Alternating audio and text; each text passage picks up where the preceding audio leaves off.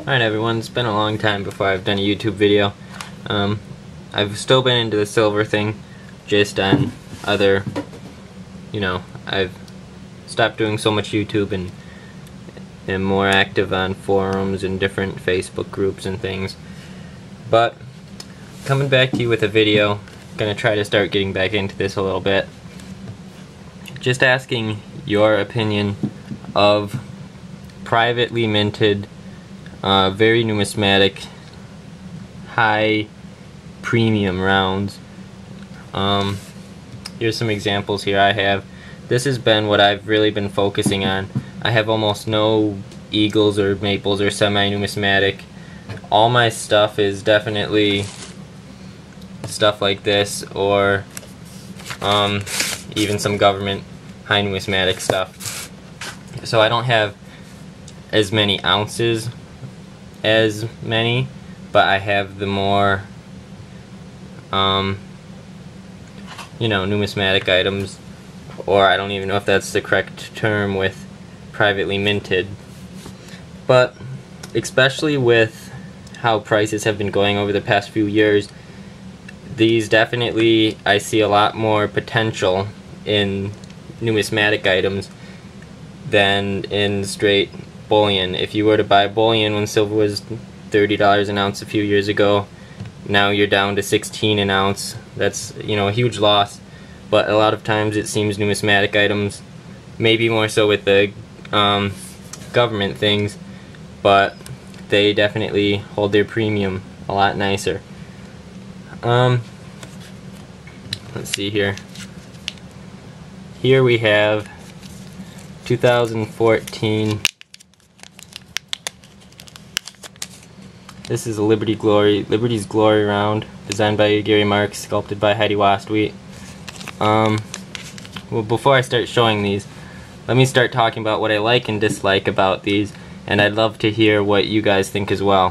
One thing I really hate in this stuff, especially I've seen silver bullet, silver shield, all that stuff. There's a big controversy over Chris Duane and Rob Gray and everything, switching over, and I don't even know if that's where most of it came from.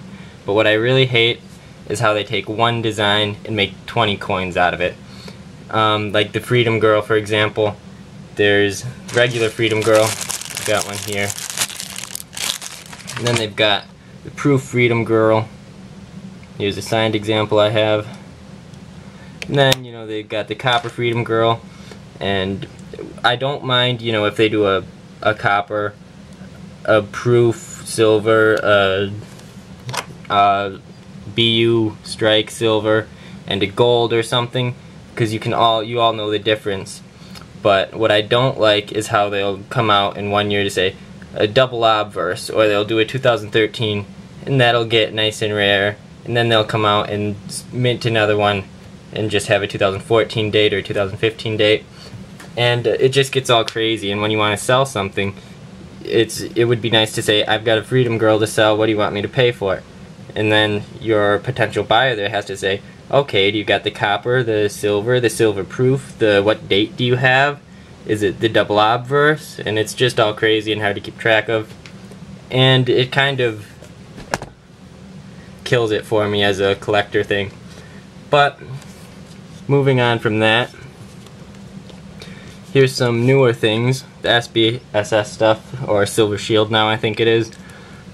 I kind of don't really like, I'm not so into that.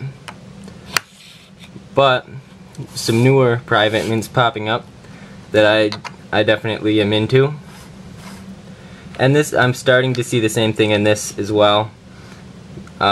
This is Goldseek's been doing a Heidi Wastwheat Latin series. She sculpts, coins and has Latin phrases on them. Here's the Veritas Lux Mea, the first one in the series. They've started kind of doing the same thing as SBSS, but I don't think that's a way to really capitalize. I think it's just they're a newer mint getting into the groove of things, and you'll know what I mean in a second. First, they had these, and they had the proof and the satin finish. and they had them with smaller reeds. You're not going to be able to see in this because it's the foam airtights, but as you can see, small reeds there. Everything's fine and dandy. And then they went ahead and changed, I think what it might have been is one of the people might have, said there was 300 of these made, one of the Gold Seek Mint people, but they went ahead and made more, but so it wasn't like a thing, people who would buy these wouldn't get mad that they made more. They now make them with a wide reed. So they're, to my knowledge, it's not something they're planning on doing with everything. It's just they started with this, they're switching over to the wide reed, and now everything in their series, the base is going to be the wide reed, it's going to be the norm for that company. So I think that's just a little starting off, getting into the game a little bit, just figuring out how they're going to do it type deal. So there's about 300 of these proofs with the small reed now. Not sure how many of the satins there are. And now they make them with wide reeds. This one's a wide reeded satin. One of the signed examples I have.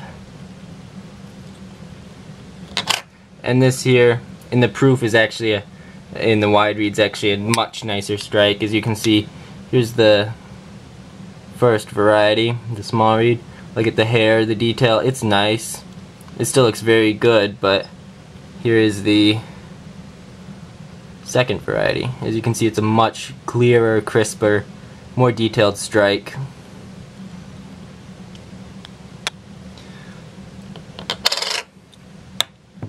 And then as well with the second in their series, it's a 4-coin series, the Astra Inclinant Sed Non Obligant. A lot of people call it Archer for short, or Astra, and that's, I don't like reading off the whole name. But anyway, when they started with these, this is actually a rarer one here as well, because originally Heidi was going to have it, the coin orientation, when you flip it, the arrow is supposed to point straight up into the air. But whoever made the dies, somewhere along the way, it got mixed up and the arrow points across. So, to my knowledge, there's 165 of the proofs with the arrow like this, and I believe 500 of the satin BU strikes. But I don't really, I bought a lot of these, not a lot of these, but I bought some of these before that mistake was found out and before they announced they were going to change the dies. And actually, I don't even think these are released on the Gold Seek site yet. But a lot of this is, oh, here we go. Moving on, New Pioneer Mint. This is Gary Marks. And he collaborates with Heidi Wastwheat. She does the sculpts. Very cool. Here's 2014 Liberty's Glory round. Very beautiful. 200 of these minted. There's their initials down there. And he's got the Duchess of Marksova. This is a cool piece. It's actually sort of a tribute to his wife.